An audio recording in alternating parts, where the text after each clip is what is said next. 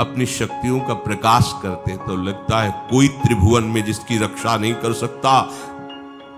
उसकी रक्षा के लिए मां भवानी दुर्गा अपना भयानक रूप धारण करके महिषासुर आदि दैत्यों का मर्दन करती है।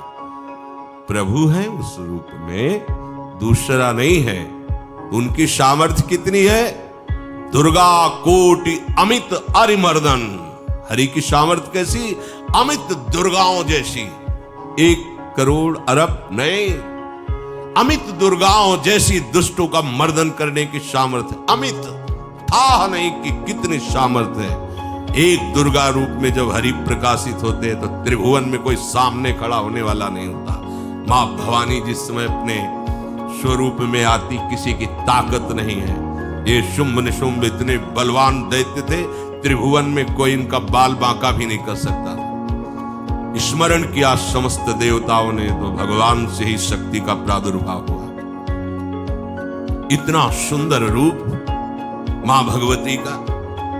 शुंभ निशुंभ के पार्षद घूमते रहते थे, उन्होंने देखा, जाके बताया कि आपके महल में जितनी सुंदरियां उसकी दासी बनने योग्य भी नहीं, ऐसी सुंदरी का हमने दर्शन किया। बोले मेरा जाके परिचय बताओ। बोले ऐसा नहीं लगता कि आपके परिचय बताने से केवल आ जाएंगे। तो उनका अगर ऐसा नहीं तो केश कर्षण निर्धूता गौरवा मां गरिष्यति। उसके गौरव को धूल में मिलाते हुए बाल पकड़कर घसीट कर हमारे पास लाओ। मार्कंडे उनके पार्षद गए और बताया हमारे मालिक शुंभ निशुंभ है, उनका आदेश है कि आप महल में चलो और आदर सहित, अगर आप ऐसा ना करती हैं तो मैं आपका निरादर करते हुए बाल पकड़कर घसीटते हुए ले जाऊंगा। देवी जी ने मुस्कुरा दिया और कहा अपने मालिक से कह दो जाकर के कि हम उसी की आज्ञा पालन करती है जो हम पर युद्ध में विजय प्राप्त कर ले। वो जाके बोले हाँ वो तो मतवाले, त्रिभुवन में कोई जोड़ ही नहीं था। आए और उद्दंडता पूर्वक वचन बोलने लगे। माता जी ने कहा तब तक बोल ले जब तक मैं मधु का पान कर रही हूं। बस ये पान करते ही तेरी जीवन लीला समाप्त हो जाएगी। ऐसा ही हुआ। जो ही पान करके सिंह पर सवार होकर गर्जना की, सारा का सारा अहंकार धूल दूसरी तो काट के फेंक दिया। ऐसी अनंत अमित दुर्गाओं जैसी सामर्थ्य हमारे प्रभु श्री हरि में, अमित दुर्गाओं जैसी, क्योंकि अनंत शक्तियों के स्वामी हैं। उनकी लीला में क्यों में हो? अरे वो जब करुणा करते हैं, अपनी महिमा से उतरते हैं, भक्त जब ऐसे कर देता है तो डरप जाते हैं। माधवदास बाबा ने कहा नहीं चलना तुम्हें ब्रज में, हम तुम्हारी कहां तक सेवा देखेंगे, तुम्हें बाल भोग राजभोग। बाबा जी हैं, कभी मिला कभी यहीं रहो। कोई बाबा आपके बिना नहीं रह सकता। दोबारा बोल नहीं पाए जगन्नाथ। ये सुन करके हृदय बलिहार होता है। ओ ऐसे सामर्थ्यशाली प्रभु अपने भक्त के प्रेम प्रणय पर भी कितना डरते हैं। ये भक्त नाच पड़ता है। ये कुतर्क की, संशय की वृत्ति यहां प्रवेश नहीं करती। दुर्गा कोटि अमित अरिमर्दन। अमित गिनती नहीं, ऐसी अनंत दुर्गाओं जैसी शक्ति हमारे प्रभु में विराजमान है। शक्र कोटि सत सरिष विलासा। अरबों इंद्र जैसा विलास प्रभु में। अरबों, एक इंद्र त्रिभुवनपति है, अरबों इंद्र के समान प्रभु का ऐश्वर्य है। और नवशत कोटि अमित अवकाशा, जिस एक आकाश के लिए गरुड़ जी से कह रहे हैं कि मच्छर से लेकर आप तक उड़ते हो पार पाए। बोले ऐसे अरबों आकाश के समान अवकाश है प्रभु में। मरुत कोटि सत विपुल बल, रवि सत कोटि प्रकाश, शशि सत कोटि सुशीतल, समन सकल भव त्रास। अरबों पवन के समान महान बल है। अगर त्रिभुवन में कोई बल है तो पवन में बल है, वायु बल। बड़े बलवान देव, बल में इनके समान कोई नहीं। इन्हीं के अंश से प्रकट होते पवन पुत्र हनुमान।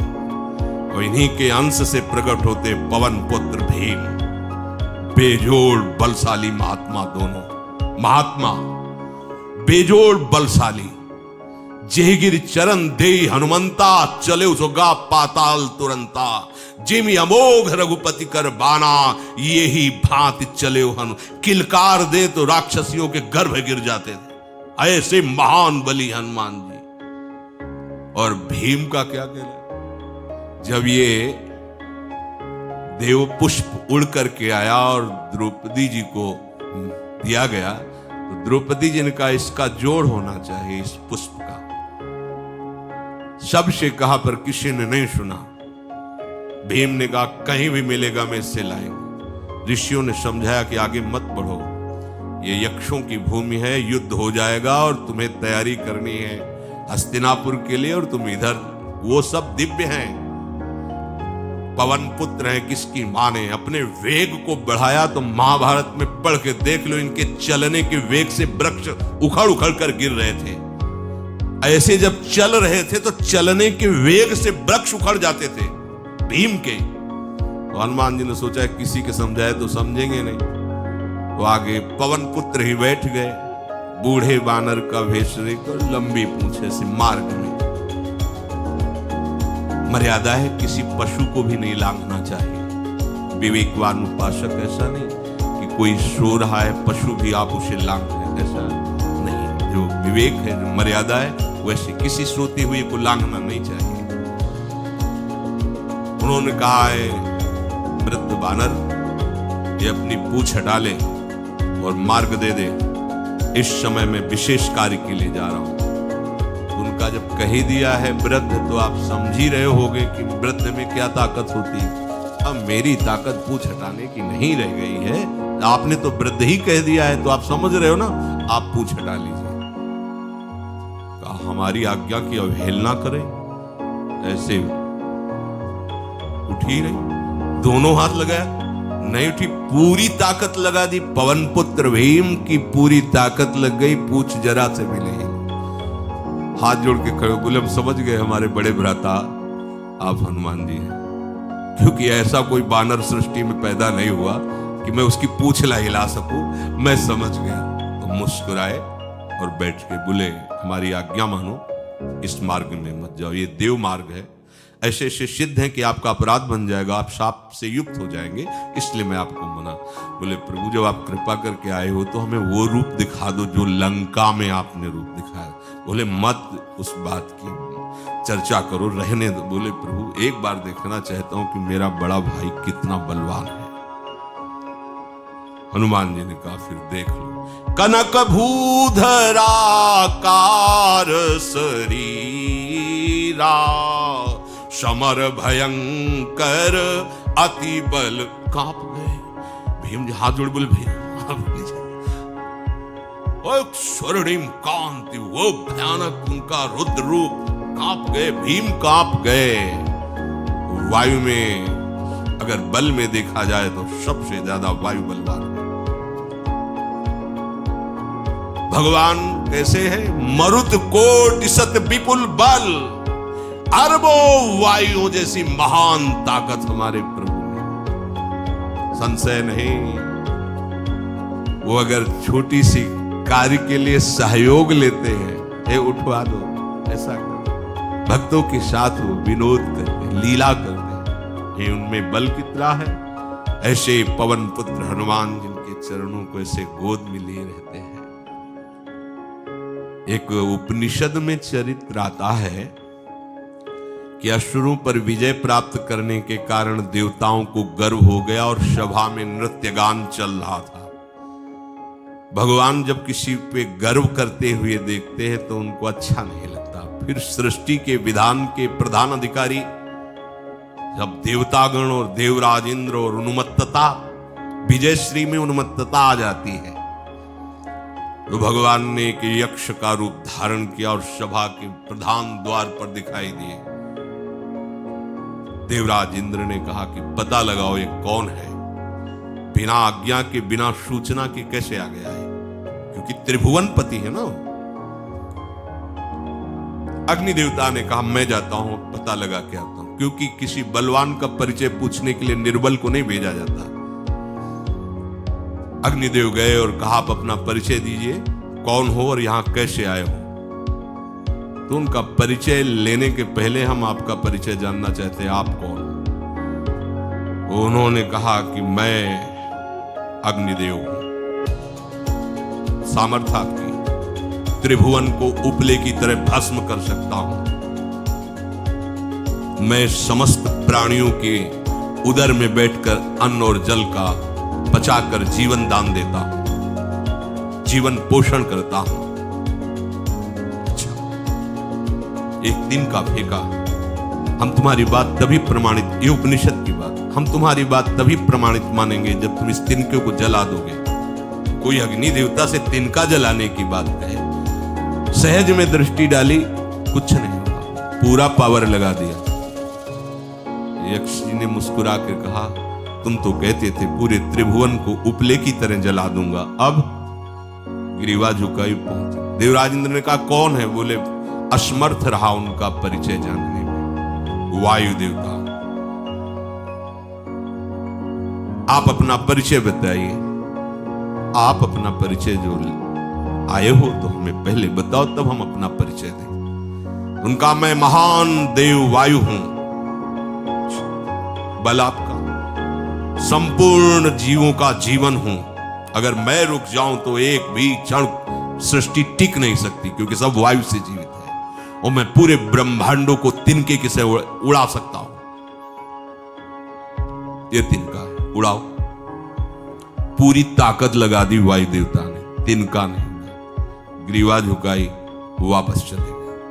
अब देवराज इंद्र उठे, जे ही नजदीक पहुंचे यक्ष अंतर्धान हो गए और देखा साक्षात ब्रह्म विद्या दूर से मूर्तिमान ब्रह्म, और डांट लगाई कि तुम उनसे संभाषण करने योग्य भी नहीं हो, क्योंकि तुम सबसे बड़े सिंहासन पर बैठे हो और अहंकार करते हो। तुम्हारे देवता सब सामर्थ्यहीन है, एक तिनका भी अग्नि नहीं जला सका, एक तिनका भी वायु नहीं उड़ा सका। अरे जिनकी शक्ति से शक्तिमान वो भगवान स्वयं आए हुए थे, कांप गए थे। अहंकार मत करो, जाओ, भगवान के बल से तुम विजयी हुए, देवताओं के बल से नहीं। देवताओं में जो शक्ति है वो उन्हीं के अंश से आई हुई है। अरबों वायु के समान महान बलशाली हमारे श्री हरि, अरबों सूर्यों के समान उनका प्रकाश, अरबों सूर्यों के समान प्रकाश, अरबों चंद्रमाओं के समान सुशीतलता, समस्त भयों और दुखों का नाश करने वाले प्रभु श्री हरि। काल कोटि सत सरिसती, दुस्तर दुर्ग दुरंत, धूम केतु सत कोटिशम, दुराधरस भगवंत। अरबों कालों की सामर्थ्य, अरब नहीं अरबों कालों की सामर्थ्य भगवान एक काल अनंत ब्रह्मांडों में तांडव मचाए रखा है। अरबों काल, अमित बलशाली, अत्यंत दुस्तर, दुर्गम, दुरंत, कौन? प्रभु श्री हरि।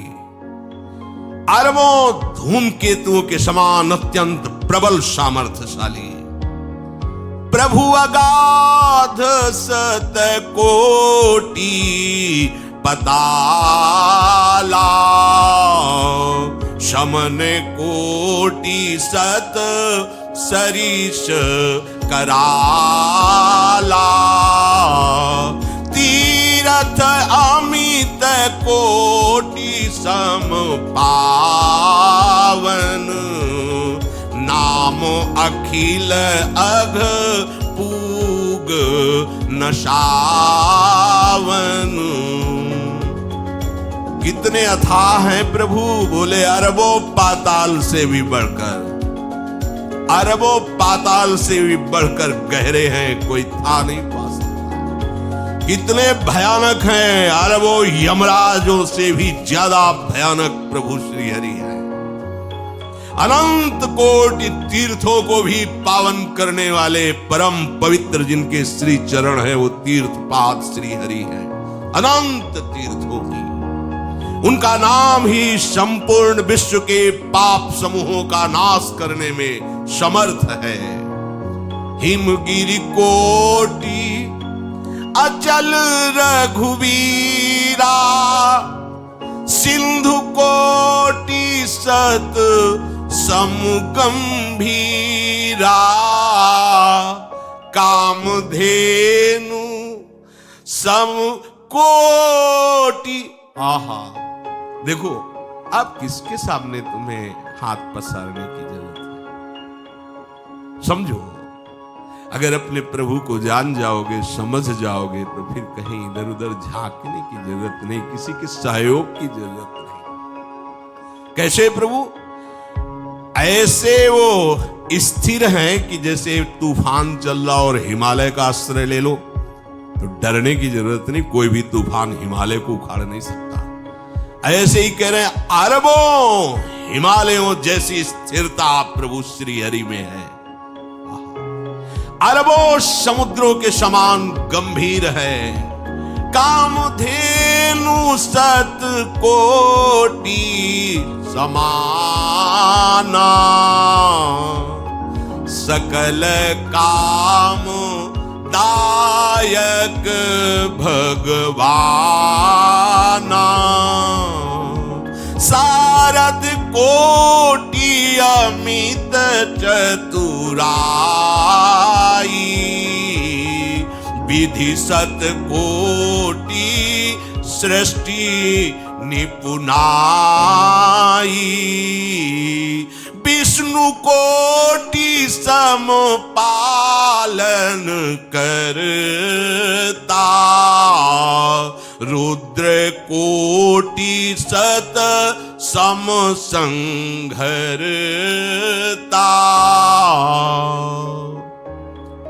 अरबों कामधेनुओं के समान प्रभु श्री हरि है।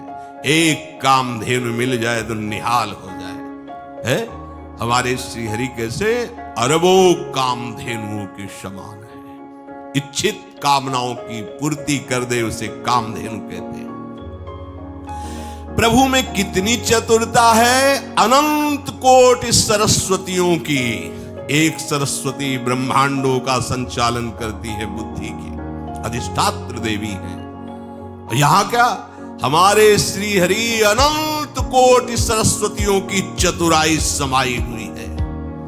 अरबों ब्रह्माओं के समान सृष्टि रचने में समर्थ। एक ब्रह्मा प्रकट कर दिया, एक वैभव प्रकट हो गया।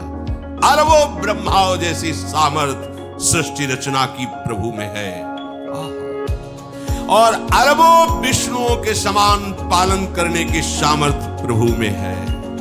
अरबों शंकर के समान संहार करने की सामर्थ्य प्रभु में है।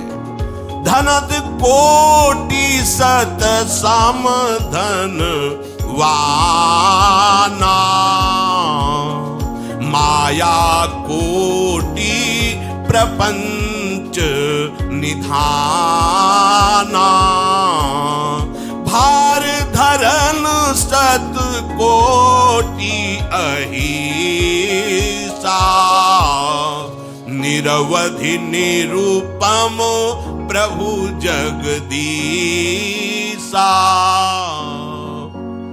अरबों कुबेरों के समान धनवान है। अरबों मायाओं के समान सृष्टि करने में सामर्थ्यशाली है। अरबों शेष भगवान के समान अनंत भार उठाने में समर्थ है। जगदीश्वर प्रभु श्री हरि की कोई उपमा, कोई सीमा नहीं है। ये उपमा रहित और सीमा रहित है। निरुपम न उपमा आन राम समान, राम निगम कहे, जिम कोटि सत खद्योत समु, रवि कहत अति लघुताल है। यही भांति निज निज मति विलास, मुनीस हरि बखा नहीं। प्रभु भाव गाहक अति कृपालु, सप्रेम सुनि सुख मानहि। प्रभु भाव गाहक अति कृपालु, सप्रेम सुनि सुख मानहि। प्रभु श्री हरि उपमा रहित है, उनकी कोई अनंत ब्रह्मांडों में किसी से उपमा नहीं दी जा सकती। प्रभु के समान केवल प्रभु है, ऐसा वेद कहते हैं। अरबों जुगुनियों के समान यदि सूर्य को कहा जाए तो सूर्य का अपमान होता है, सम्मान नहीं। ऐसे ही जो अभी तक वर्णन किया गया उसको समझो। अरबों जुगनुओं के समान यदि सूर्य को कहा जाए तो सूर्य की प्रशंसा नहीं, एक तरह से अवहेलना है। इसी प्रकार अपनी बुद्धि के विकास के अनुसार मुनीश्वर, अपनी बुद्धि के विकास और प्रकाश के अनुसार मुनीश्वर प्रभु का वर्णन करते हैं। गुण महिमा नाम बल पर था कोई नहीं पाओ, आज तक कोई था नहीं। ऐसे प्रभु की लीला में कोई कुतर्क, कोई संशय, अब वो क्या बुद्धि है उसका खुद विचार करे।